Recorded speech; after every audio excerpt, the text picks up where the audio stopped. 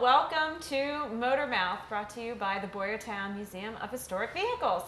I'm Kendra Cook. I'm Dan Olson. He does have Yes. a last name. Yes. We'll get to someone who did not use their last name later. Really? We will. Yeah. Yeah. Wow. Okay. Okay. Cool. So we're here at the Boyertown Museum in the Fagley's Reading Diner. And the museum, if you would like to come visit us, is open 7 days a week, 9:30 a.m. to 4 p.m. And if you'd like to contact us, we'd love to hear from you. The phone number is 610-367-2090, or you can visit our website at www.boyertownmuseum.org. And we'd love to hear from you. If you'd like to give us any feedback about the show, we'd like to hear that as well. And we hope you'll come visit and see all the cool stuff, some of which we're going to be talking about tonight. Yes. So before we get on with the show, we just want to let all of you know that coming up very soon is the Boyertown Museum's annual Duryea Day Antique and Classic Car and Truck Show and Flea Market. It's our 51st Duryea Day this year. And that's Saturday, September 3rd at Boyertown Community Park. It's from 9 a.m. to 4 p.m. And it's a great event. If you want more information on that, visit our website or give us a call. If you want to register your car, let us know. We can send you a registration form. Or if you just want to come be a spectator, that'd be good too. There's a lot to look at. And next month, we will be filming at Duryea Day. So you'll get a look at some of the cars that are there. And last night I was on the phone. I was calling some pre-registered people, asking them if they would want to be on TV with their car. And everybody said yes that I called. And some really cool things. And the first one I called, the gentleman has a car and he says it was in a movie. And I never knew that. And I thought, so when you come, you're going to see a movie car. And it's not, something like Back to the Future car or something, but it's just a regular car that was in a movie. And then I called another one, and he has a race car that has been in storage for over 30 years. Wow. And he was telling me the history of that, and that's pretty neat too. Wow. So yeah, I'm excited about this. Yeah. So it'll be a good show. So we hope you join us. A lot of different stuff. Yes. Hope you join us next month, both at Duryea Day and then watch on TV as well to get a closer look at a couple of the cars that were there. So with that, we're going to move on with the show, and I'm actually going to turn it over to you, Dan, because you're going to do our special segment that we've been doing every month this year. Right. About World War II. World War II, yep. And I'm going to move my official Motor Mouth cup out of the way before I knock it on the floor, because that wouldn't be good. That'd be bad. Yeah, ceramic cups don't last too long. Okay, what I'm going to be talking about is World War II helmets, and we got two of them here, okay? And a little bit of history about modern helmets, as we know. And it was developed by the French Army, and I'm understanding that the modern helmet was developed like in the late 1800s, maybe early 1900s, somewhere in there. It was adapted from a French firefighter's helmet, okay? Didn't look like either one of these. Then the British got an idea. They introduced their own version of it, and then the United States developed a helmet. And what you're looking at here, this one right here, everybody looks at that, oh, that's a doughboy helmet, the ones they used in World War I. It is very similar to that. Well, actually, yes, it is, okay? But the British first came up with a helmet that looked just like that, and they had all kinds of weird names for it, nicknames and such. And the U.S. decided to make one just like it, but they adapted it. I don't know, maybe Americans have bigger heads? No, I don't know. I don't know. Not going there. But anyway, so in 1918, we were involved with the war there. In February 1918, Ford Motor Company was given a contract for 11,200 Dean helmets, type of helmet, but they were discontinued because they looked too much like German helmets. Ooh. Okay. Then there was another version made called the M1917. It was copied from the British Brodie steel helmet of 1960. And that's what you see here. So this came like in 1918 started. They're all made by Ford Motor Company. Now, every time I talk about World War II, I always think, okay, how can we adapt it to the automotive things? Because I figured, you know, all our viewers are automotive people. So not only did Ford make this, but the Pennsylvania connection, because our whole collection out there is Pennsylvania. This was, all the Ford helmets were assembled down in Philadelphia at the Ford plant, every one of them.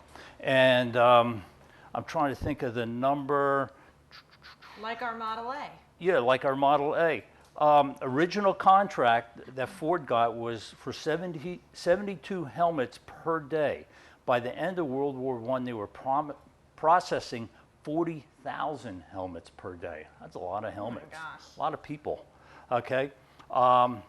So anyway, total of 2,731,573 helmets were produced by Ford down in Philadelphia, just like this thing. And they didn't make the parts, they just assembled it. So you have the helmet, and then you have the innards, the buckle, the straps, all that stuff. And that's what Ford was assembling them. Yeah. Okay. Average cost per helmet was 10.9 cents. So what does that have to do with World War II? Well, the beginning of World War I, we were sort of lagging, the beginning of World War II, the U.S. was sort of lagging behind in military equipment, whether it was airplanes, trucks, uniforms, anything. So in the beginning, this is what they wore. And remember, my dad, he told me when he first was in, this is what they were wearing, a helmet like this. So anyway, you get the normal World War II helmet, which we have right here, and that's called an M1. And it was made by 3 companies. One was McCord, that made radiators, and another one's called Schluter, okay? And the third one in just a moment here.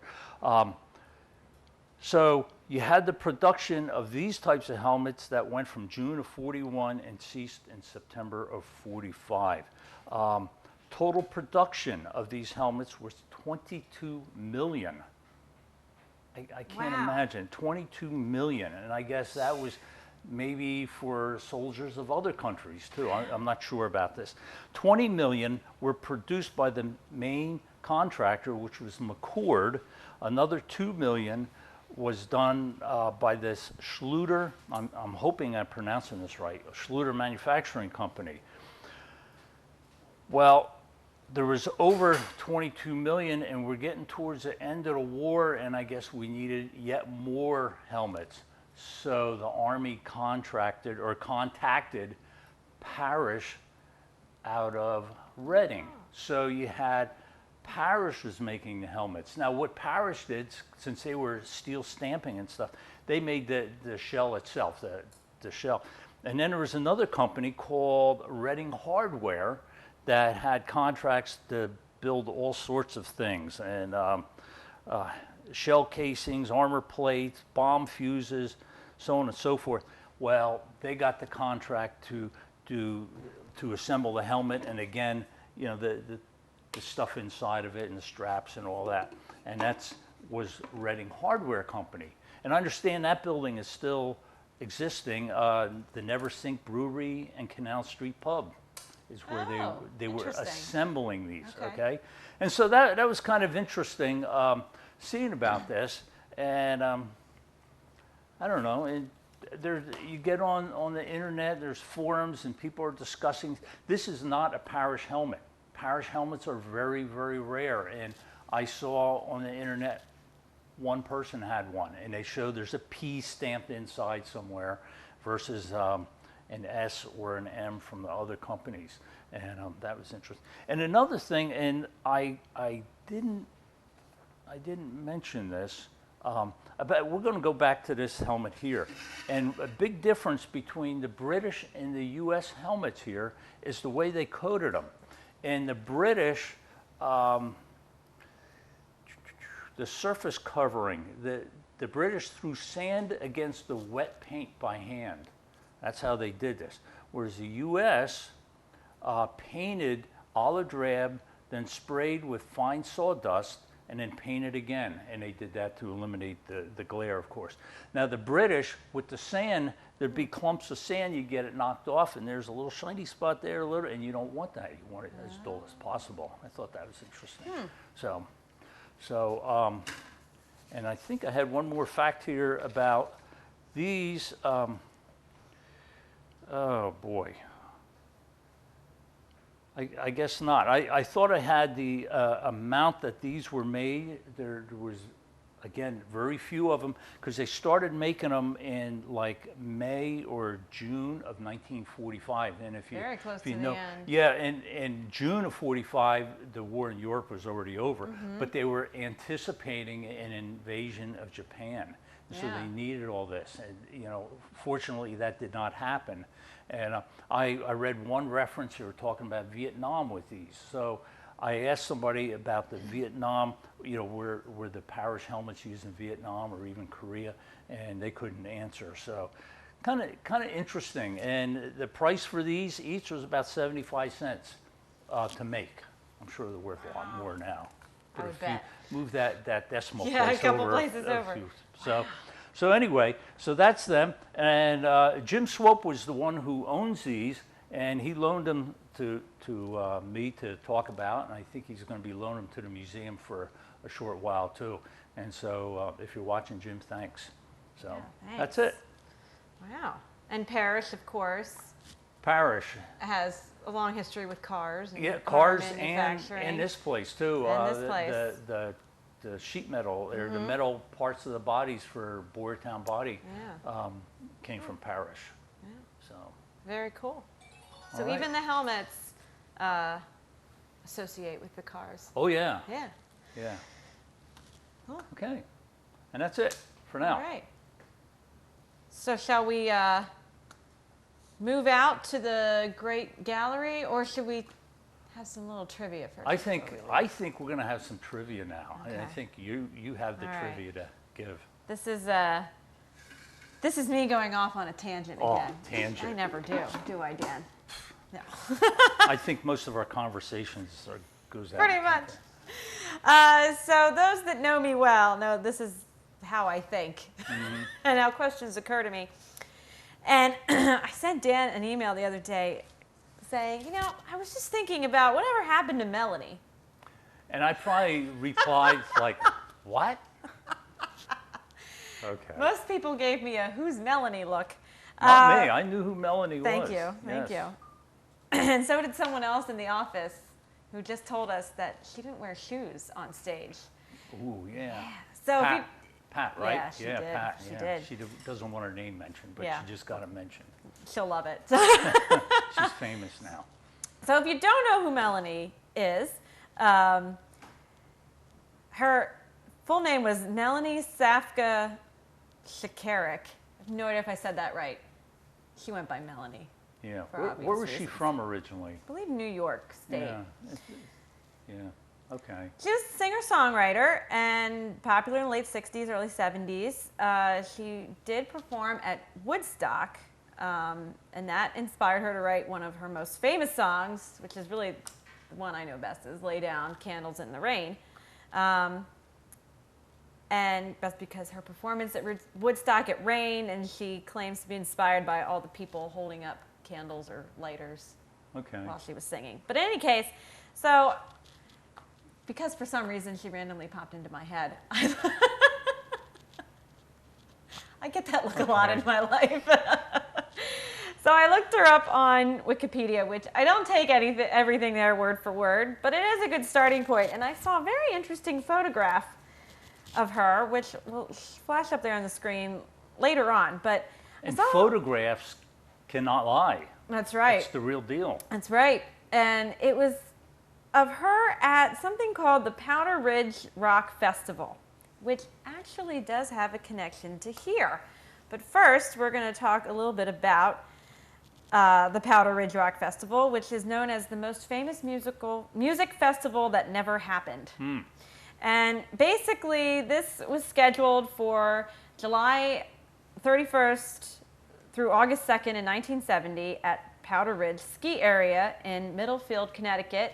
The ski resort owners thought it was a great idea to earn some extra money in the off-season by having this music festival. But you said it never happened. Yeah. And why would that be? Well, it was interesting because tickets sold for this by mail, $20 a piece. The announced lineup by the organizers included Eric Burdon and War, Sly and the Family Stone, Fleetwood Mac, James Taylor, Joe Cocker, Allman Brothers. I mean, these are like big name people they did have listed for this. But the residents of Middlefield, Connecticut were concerned about the crowd's impact on their little tiny town. Think Woodstock. That was very fresh in their minds.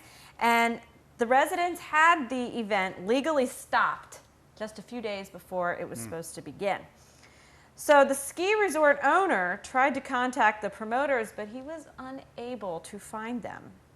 So Ran with the money. there are theories that this might have never happened anyway, because these guys ran off with the money. But in any case, this legal injunction forced the event to be canceled, and the musicians, for the most part, did not show up. But 30,000 attendees who had already bought their tickets did.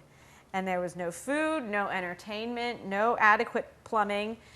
And unfortunately, it became pretty well known for a lot of drug usage going on there. But you can imagine 30,000 people descending paid- on a small town. who paid $20 for a ticket. This is 71? 1970. 1970, which is, I don't know what it's worth now, but, you know, That there's was some, not a cheap ticket. Yeah, and they get there and, oh, sorry. No, yeah, nothing there for them to do. Yeah. Except a few local bands that did show up, but really the only major act to show up was Melanie. And and in 2015, the Hartford newspaper interviewed her. She said, "I think I was on a Woodstock high going into that one," meaning Powder Ridge. Of course, the city shut it down before it really was underway, and everyone was told that anyone who went would be arrested. But there I was, me and my guitar, talking to news people who were there with the 30,000 who did show up to see a show. I wanted to be there and sang. It was like I was Santa Claus. But a few years before that, and then we're going to get back to the photo. A few years earlier, in 2006, she did another interview with the Hartford Advocate newspaper, and she said, "I just took a chance and went. They hooked me up to a generator off a Mr. Softee truck, and I sang. I got to sing. I didn't get arrested, but it was a close call." Mr. Softee, Mr. that's Softee, the connection. to the rescue, the local Mr. Softee vendor. They set up this makeshift stage, and you can see the photo. It's really bare bones. Mr. Softee was the local food vendor, and he came and he let them use his generator to power up the bands that did come. So there was a short respite Mr. there. Softee, why would that be of interest to us and all our viewers? Why would it be of interest to us? Well, that Mr. Softee truck would have been built right in our building. Yep. And unfortunately, I scoured the internet looking for a better photo. That's the best I could find. You can see the upper corner of the truck there. In the background, there's like people sitting on top of it. It's like extra seating for people. And like we said earlier, the promoters were never caught. They made off with $500,000, some suspecting it was a scam all along. How about that? But one of our Mr. Softee trucks was at the most famous music festival that never was. They helped Melanie sing, Yes. which is pretty cool. That was very interesting to me. That's the kind of stuff I like. Yes. Yeah. And there's a connection to There is. Boyertown I can Museum bring it of around. Historic Just give me Vehicles. time, and I'll bring anything around back to here. And we do have a Mr. Softee truck here, but it's not the one that Melanie sat at. Well, not to my knowledge. But it could be, I guess it could be. because our Mr. Softee truck's from New York. Maybe. Oh, this was Connecticut. I'm sorry. Well, I was thinking Woodstock. maybe. So Maybe we can pretend. It's a we- good story. We can pretend. Yeah. Okay. But that's where my random thinking about Melanie led me. All right, So cool. yeah, so I think now we're going to go out. And this is suiting, actually, because we talked about a female singer-songwriter, and I think we're going to, Yeah, we're going to be talking about some other stuff. some other Nothing lady-friendly to do with- driving yeah, type things. nothing to do with music, So though. we're going to leave the diner now and go out there. Okay.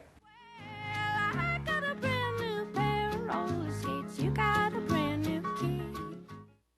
So I was in the library of the museum here, and I was looking through a thick binder that had brochures of different Boyertown body truck things, and just different brochures, all of them for a salesman. He would take this to, I guess, a dealer and talk to, and I came across this brochure. I'm holding it in my hand, and there it is. It's you look at it quickly, and it's just talking about the specs and such, and you open it up, different pictures. But what caught my eye, it's called the new Ms. model parcel delivery trucks. Ms. MS period.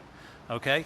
And it's this truck that was built here was designed for the female delivery person. And I'm thinking, I never heard of this, and it got me all interested, and I was reading, and it says Ford and Boyertown engineers put a lot of expertise in panel delivery trucks that now combine Husky construction with the easy handling maneuverability Ms. operators look for. Ooh. So they had this strong Husky truck, and it was rugged and all that stuff. Yeah. But they made it nice so ladies could drive it. And some of the things they had in it that made it more appealing to the nice, gentle lady. Yes. And am I saying that right? I don't want to us, say the wrong thing because Kendra will slug me if I do. Okay. Anyway, automatic transmission. That was the Ford Cruise-O-Matic 3-speed automatic transmission. Okay. Okay. Ford M-Series power brake system. Ford power steering. So out of Ford, obviously you figured this out by now, the chassis was a Ford, okay? So we have automatic transmission, power brakes, power steering, plus Boyertown comfort cushioned seating unit. So it was a little more comfy, I guess, than normal ones. Plus, all standard on Ms. models had driver assist step, interior serving step at right, handy curbside grab handle, padded visor. And they said you will find these new Ms. models perform like a hard-working truck and drive like a smooth handling car. What more on regular gas? So anyway, you could get them different series of chassis. You could get the M450, which was I believe that was the Ford chassis, the M450 or the M500. So different wheelbases, different vehicle weights and capacity and all that. And multi-alloy was the construction, that was what they made the thing out of.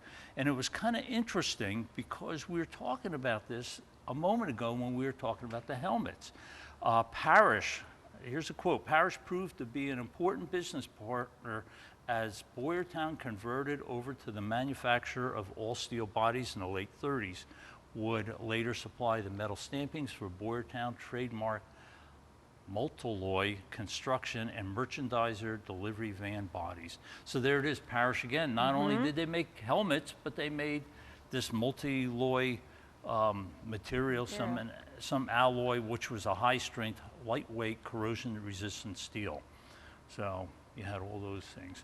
So yeah, so here we are. We had the Ms. model partial delivery trucks, and I just thought that was kind of interesting. And there's a truck here, the lady standing next to it, and Oh, look at her. yeah, who is she? Where is she now? I don't know. If she's out there watching, I hope she. Might be Melanie. Yeah, but she's not in her bare feet, so. Okay, you're right. You're right. Well, yeah, and inside there's another lady, and she's sitting in the driving seat to prove that she was.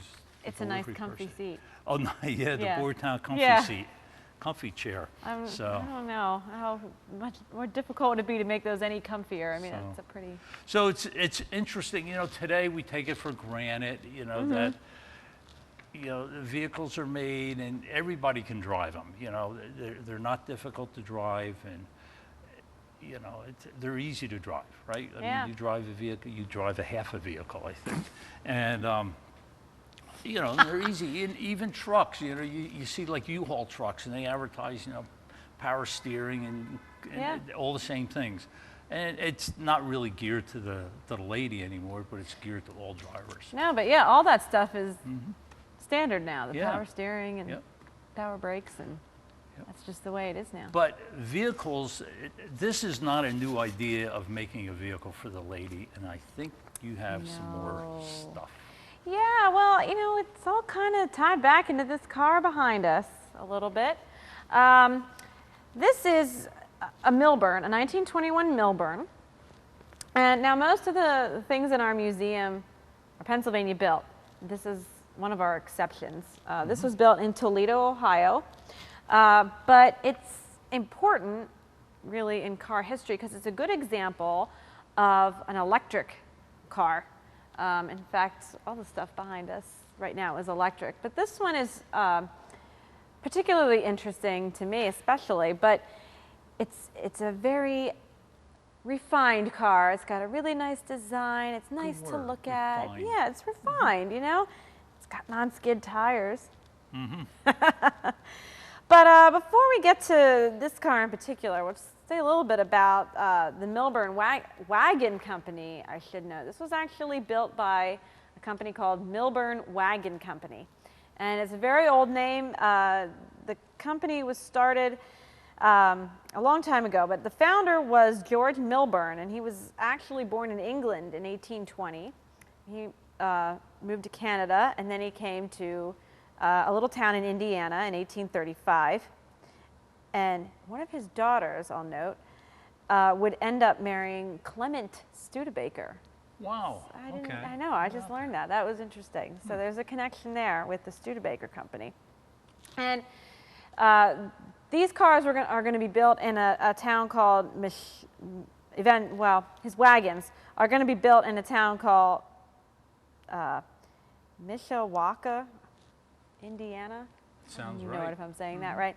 So there is a thought that he was using Studebaker to supply some of the parts, and they were kind of helping each other out. So, in any case, he started the Milburn Wagon Company in 1848, and you know there's a photo of you'll see on your screen one of the first ads for this company, and he started the George Milburn Company in 1848, he called it, and he owned a general store, and he invested in the Mishawaka Hydraulic Company, which was a water power company.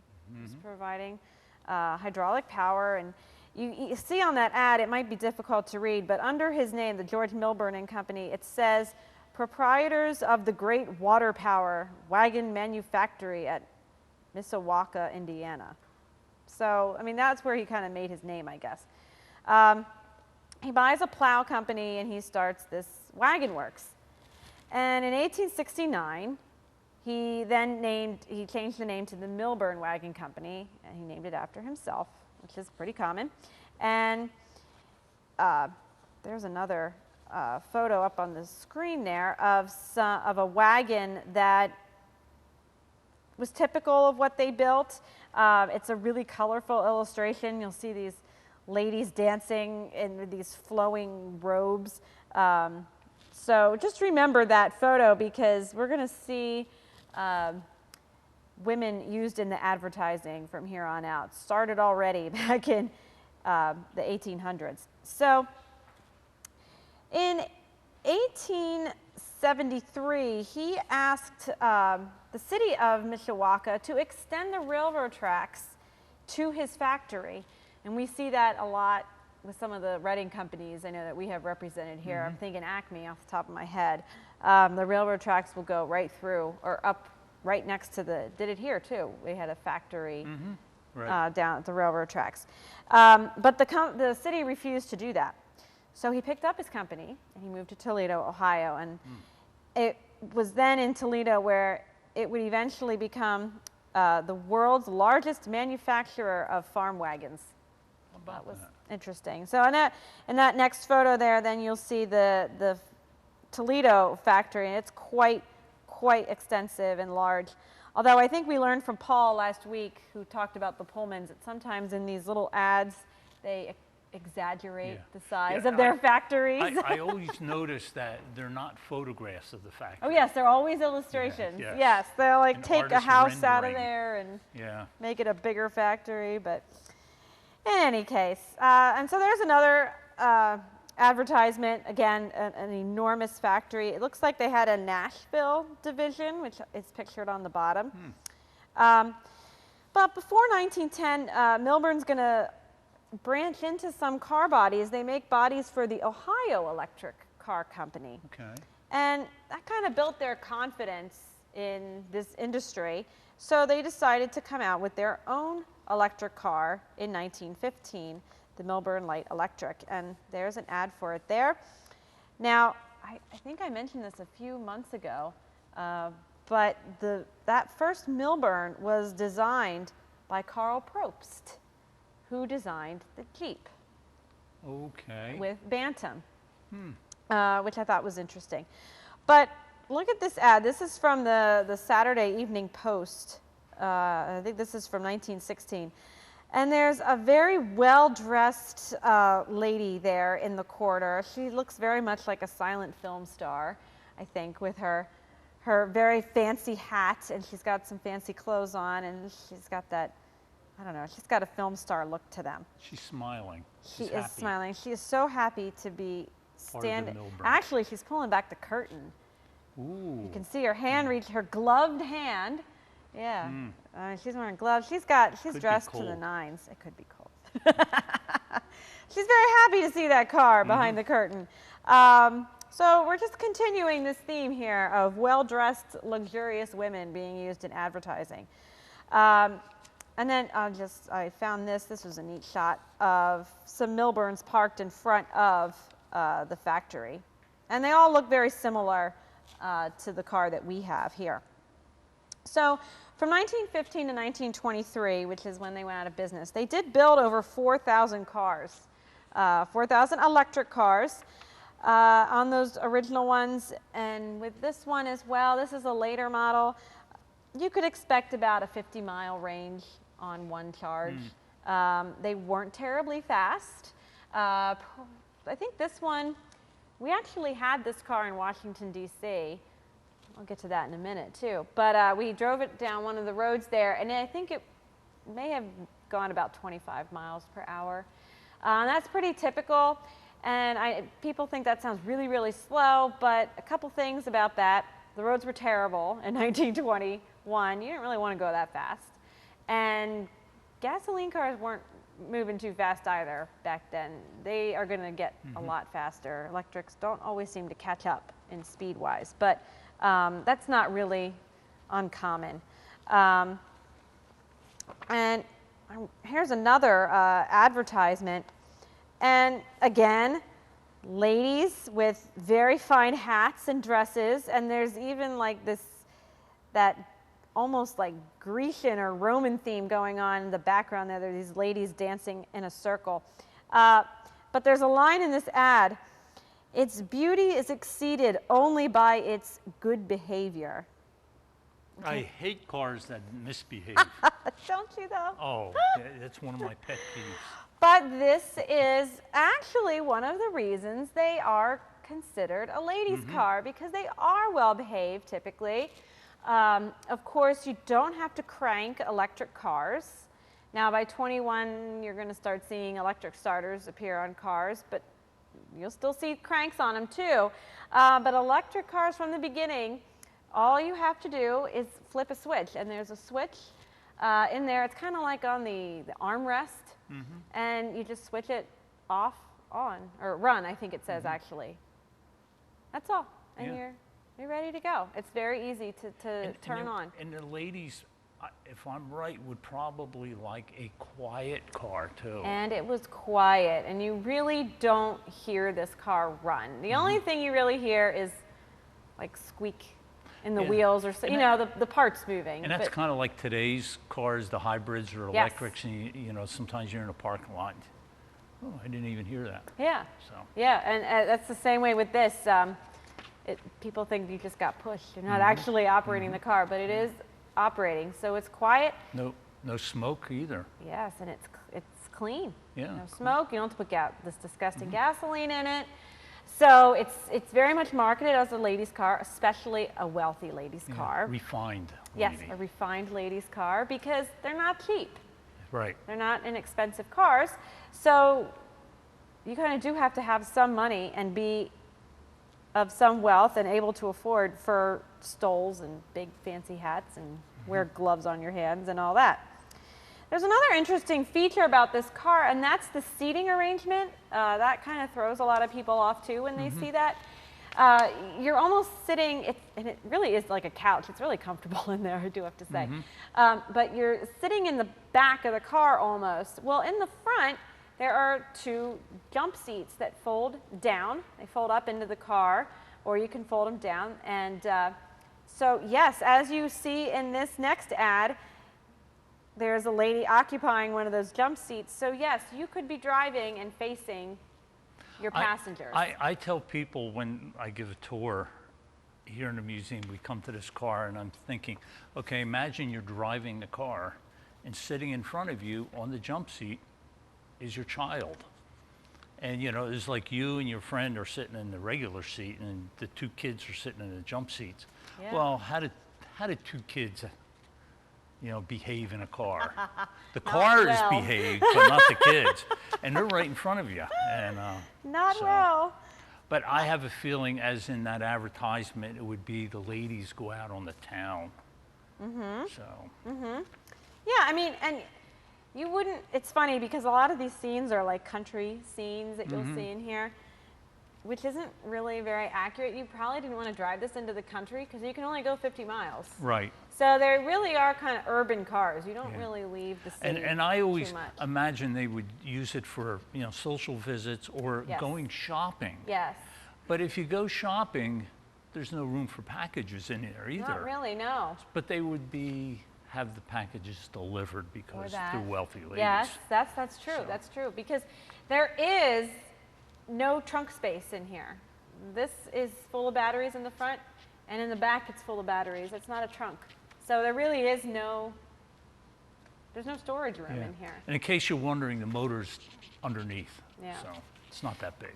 And I imagine too, ladies would take it to like the theater or something, theater. or the cinema or Yeah. something like that. And something I always, refined. always figured that, you know, there would be a regular car that would hold more people and such.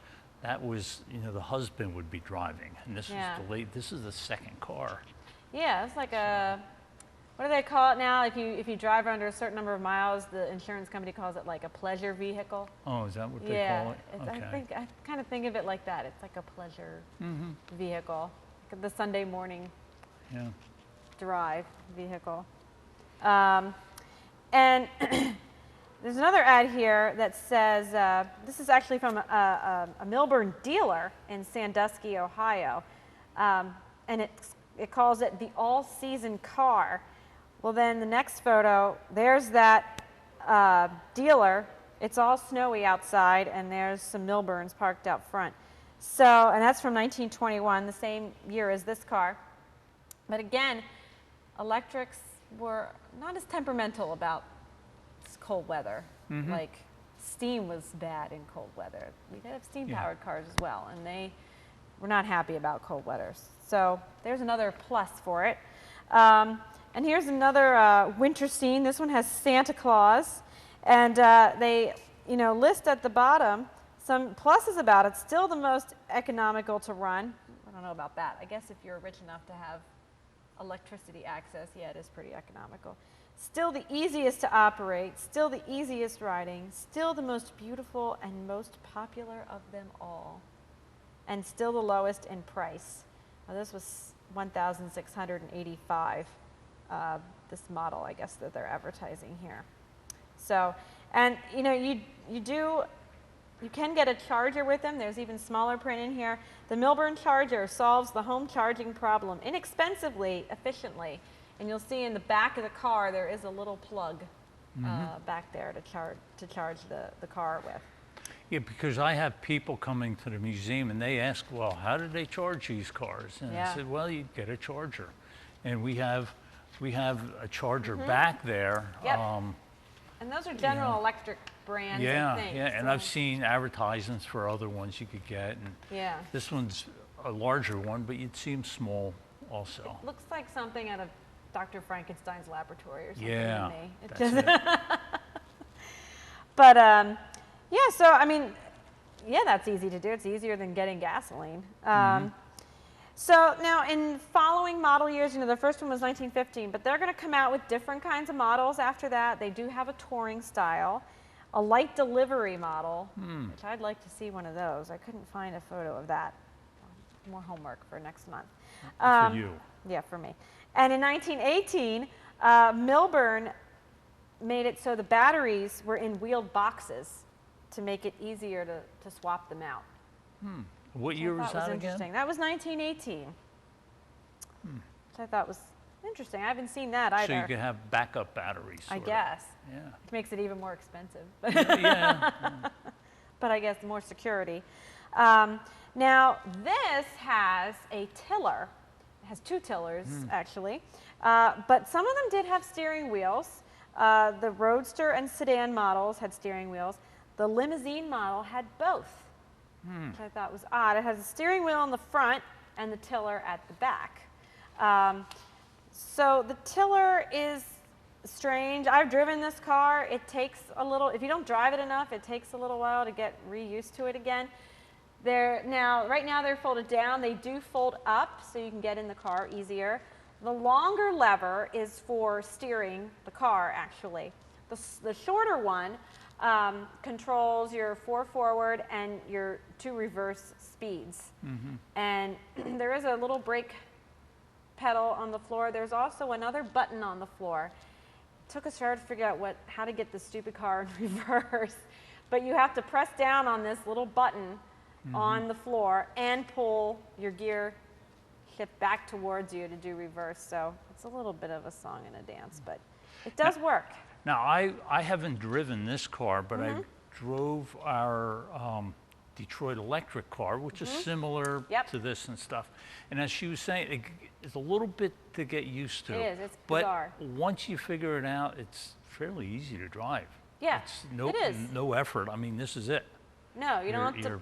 Yeah. You don't have to play with And this I'm big, huge steering wheel. I'm and- assuming this is the same way also, that the controller for the speed has like little indents to it. So Yeah, it kind of like clicks yeah. in place almost. So it's almost like a cruise control thing. So you just put it in place and yeah, go on your merry way. yeah.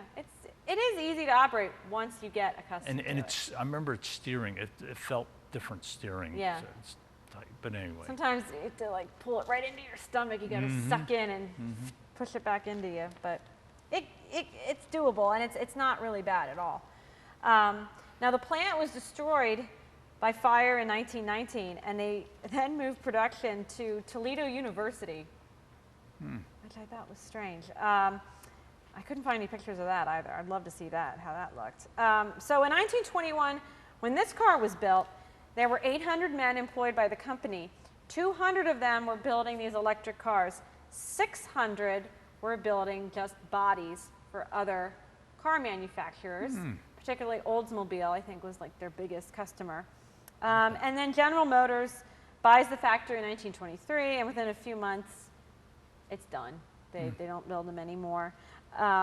Just a few more illustrations. I had to put this in because it's a nice illustration. This has a man driving it, actually, but it has one of those rotating stop and go signs like we have in the museum that the traffic cop is operating, so I had to include him. And then another really colorful ad, this one featuring a rainbow. I mean, it's like, oh, really happy, and these lovely ladies having a picnic, and I mean, they're really, really into promoting this to the women. And then finally, an interior shot of a Milburn that's far fancier than ours. It has this embroidery on the seats, this like bird and leaf motif going on. It's really, really fancy. So they could really soup up these cars. Now, in a typical Kendra fashion, I have to put in something else well, actually, before I do that, I will say famous owners of these cars included President Woodrow Wilson, which is why we had this car in Washington, D.C., like I mentioned earlier, because the Woodrow Wilson House Museum asked to borrow it for one of their exhibits. It sat in their garage for a year, and it looked really, really cool. His Secret Service drove Milburns as well, so he was a big proponent of electric cars. That would work because they're so quiet. If you're in the Exactly. Secret Service. You'd have no idea they were there. Yep. His wife drove a Roush and Lang, I believe, which Okay. is also an electric, so they were really into that.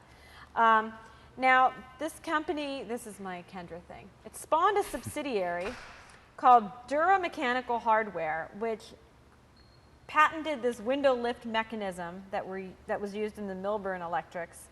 Similar ones were used in things like Ford and Dodge and a lot of names that you have recognized. But they later went on to make some decorative pieces, which apparently are really high stakes collector's items, like these Art Deco cigarette boxes, which I think are really cool.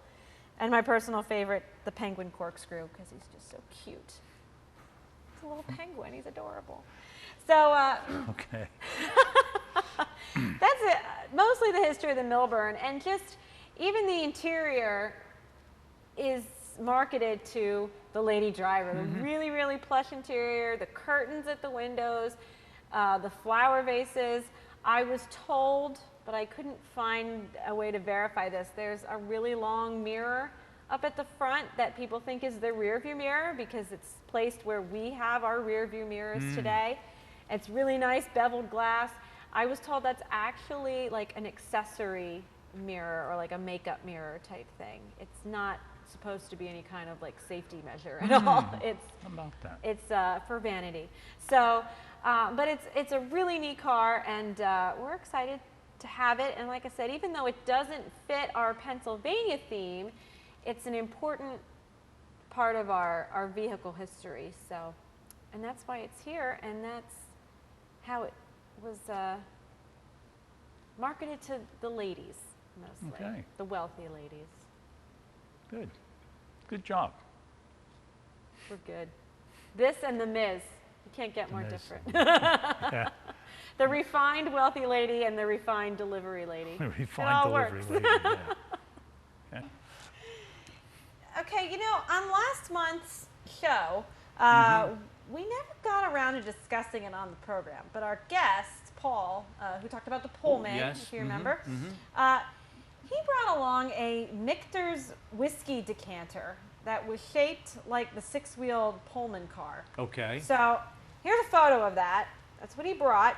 And he said he had two, not with him that night, but he had two. He had one with the seal broken and it was empty, and one with the seal unbroken and Right. the liquid still inside.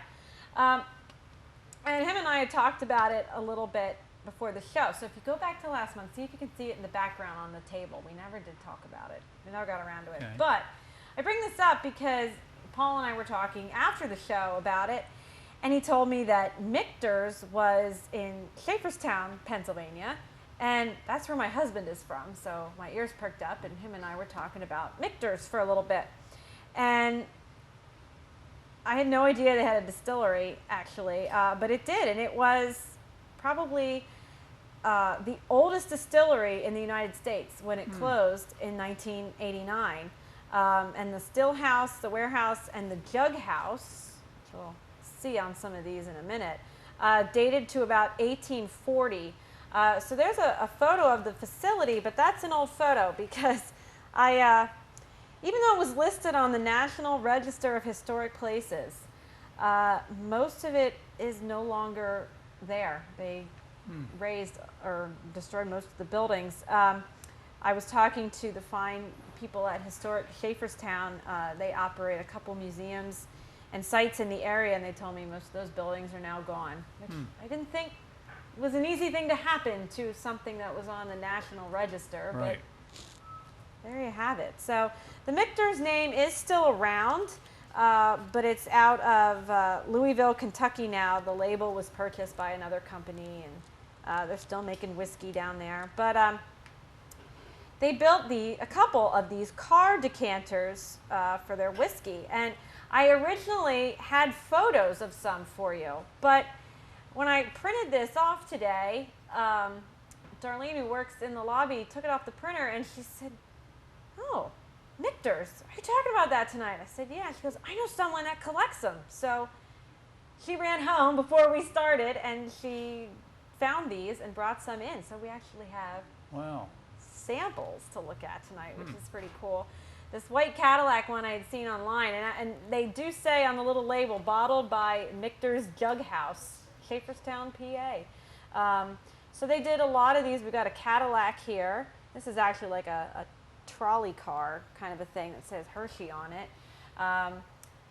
This looks like a steamer of some sort. Yep. And this green one, there's two more on the other table over there. I did find one photo of a Model T ice cream and sarsaparilla truck. Oh, the Which old is- ice cream and sarsaparilla truck. Yeah. So I doesn't, well, whatever. It was cute. Nice little car that they did. And, you know, these are collectibles. I know Paul told me his Pullman one, which was really neat because it was the six-wheeled Pullman. It wasn't like a regular Right, Pullman. right.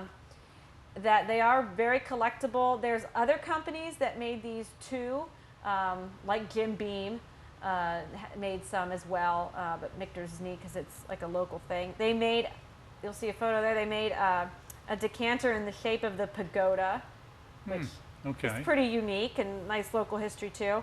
And then my favorite there Oh, brother. at the end, Dan, there's Skippy the Wonder Dog decanter. Gotta have a St. Bernard decanter. She has a real Saint Bernard. He fits, Thinks the size of a house. he fits in my little half a car. Yeah.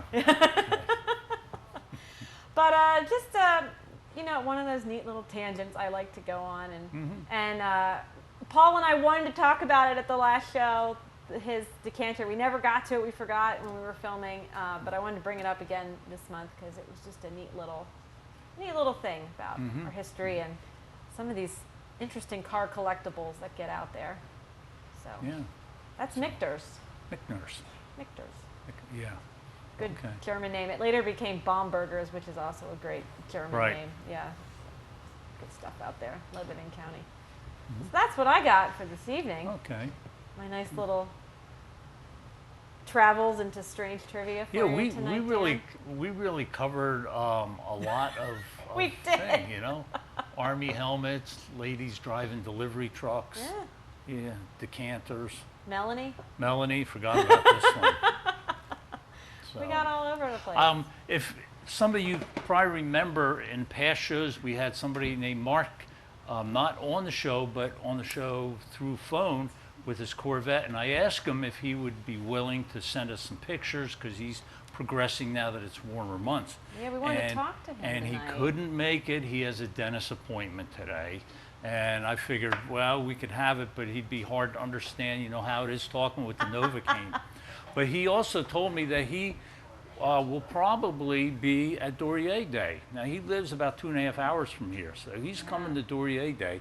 So you viewers, if you only live 20 minutes, you'll have no excuse to not if he's see coming, yeah. But that anyway, really he's cool coming, Corvette. and well, I don't think he's bringing his Corvette, but he's bringing pictures. But if okay. you wanted to talk to him, he's a very talkable person. So, Yeah, yeah. I look forward to seeing him Yep. Yep. and whatever car he brings. Yeah. And Denny's take it. probably coming too. Oh, good. That's the guy who's usually under the car in the pictures. Poor Denny. Yeah. So, okay. All right. I think we're. And are oh, good. another thing, Oh, yeah. it's brand This new is shirt important. here. My dad wanted me to get more colorful plaid shirts, so brand new. I'm debuting it today.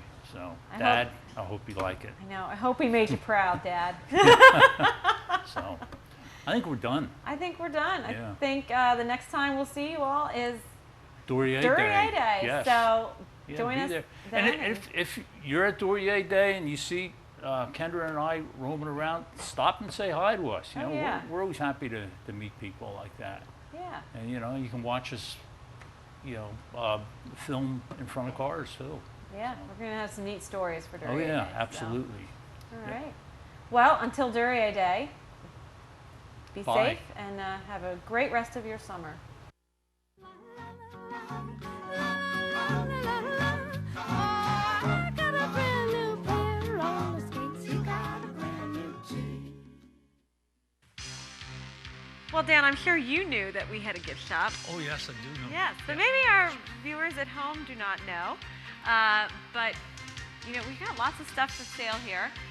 Please, if you're looking for like an automotive gift, something with our logo, a past Duryea Day item, those especially, what I last mentioned, the Duryea Day items, those are really pretty good, well marked down too. So you'll find some good deals here. These are from past Duryea days, especially those glasses. They're really nice because they're nice heavy duty glasses. I know I break glasses all the time at home, even just putting them in the dishwasher. These are really nice and heavy duty. We also got lots of stuff with our logo on them. We got nice shirts, sweatshirts, hats, thermoses, coffee mugs, the travel mugs, and also very popular are diner mugs.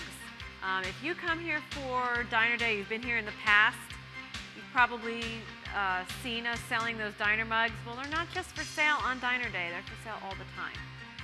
And they're really neat. So, come here for that. Postcards, other car stuff like puzzles, if you've got someone you're looking to buy a gift for, automotive, please stop in.